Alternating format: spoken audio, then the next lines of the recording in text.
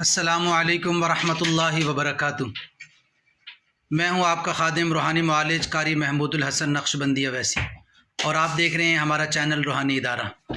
آج کا ہمارا موضوع ہے لا علاج بیماری کا روحانی علاج۔ اگر آپ کسی بھی تکلیف میں مبتلا ہیں، کسی بھی پریشانی میں مبتلا ہیں، تو آپ تازہ وضو کریں اور 2 رکعت صلاۃ الحاجت پڑھیں۔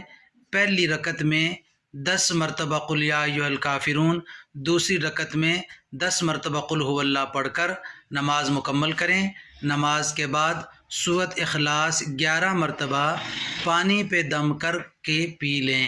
انشاءاللہ جو بھی تکلیف ہوگی، جو پریشانی ہوگی، جسمانی جہاں بھی درد ہوگا، انشاءاللہ اللہ کے فضل سے فوری آرام، راحت اور سکون ملے گا۔